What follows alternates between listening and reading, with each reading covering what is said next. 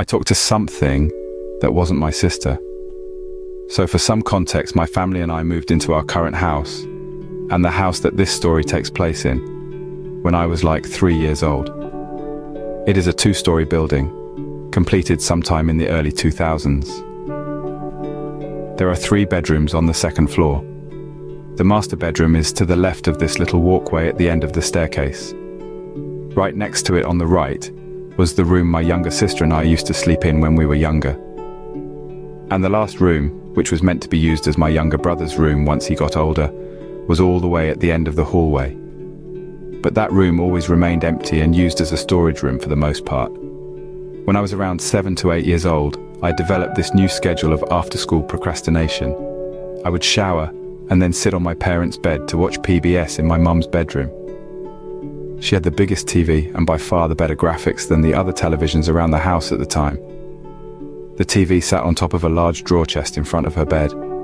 My sister, who is a year and a half younger than me, would usually sit with me to watch whatever was playing. We particularly loved when Curious George came on, so we would always be out of the shower and dressed by 3:50 the latest, considering the show came on at 4 o'clock. I'd never really felt anything off about the room, at least not when the sun was still out, but I always had this feeling about it once it became dark. It's a feeling I still get to this day as a 20-year-old. I just can't walk by it late at night without getting the heebie-jeebies. Something always felt off about it, especially when I was younger. I hated being upstairs by myself, even during the daytime.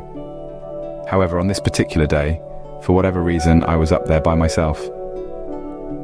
It was around October, November time, and as a result, they were playing an hour-long special for Curious George. I honestly can't remember whether it was the Halloween or Thanksgiving one, but it was a movie sort of special. All I know is that I loved it enough to sit up there by myself and watch it. I was at least a good 15 to 20 minutes in when I heard noise from outside in the hallway. I thought it was my sister, so I ignored it. At some point, my sister came in and proceeded to stand right in front of the TV.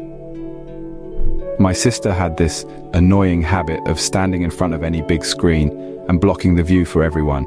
And while she wasn't really blocking my view, I knew my mum hated it when she just stood there. She said it was rude or something along those lines. Although, in that particular moment, I didn't care. There had been this scene that was particularly funny that my sister had missed a part of, only getting to watch the other half.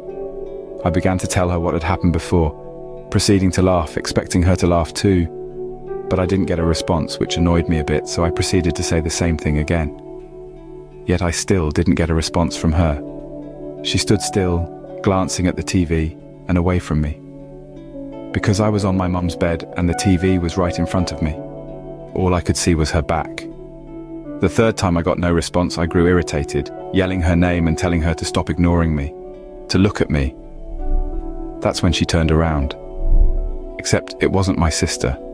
I mean, it looked like her, wearing the same clothes she'd been wearing earlier. Same everything, but her eyes were off. All I remember was how unsettling the eyes were, being all pitch black. Not to mention the emotionless expression aimed at me. We both stared at each other for a while before it turned around and proceeded to walk out of the room. I was still a bit weary, but then I got really angry because I was just blatantly ignored. So I got up and also walked out of the room. I yelled for my mum, tattling that my sister had just completely ignored me and left me talking to her like an idiot. My mum's voice was confused as she yelled back that it couldn't be possible. My sister had been downstairs with her the whole time. I asked if maybe she had gone upstairs at some point and she just hadn't realized, but she said no. And even if she had, she would have heard the squeaking of the floorboards that are right by her room. I was baffled, but thought I had maybe been seeing things. Yet, after that, I didn't feel comfortable being in that room by myself anymore and instead decided to stay downstairs with my mom for a while. I've experienced other weird things that just can't be explained, but I often think about this one instance and wonder what it was that I talked to that day. If anyone has any idea or guesses as to what I could have been talking to, please let me know.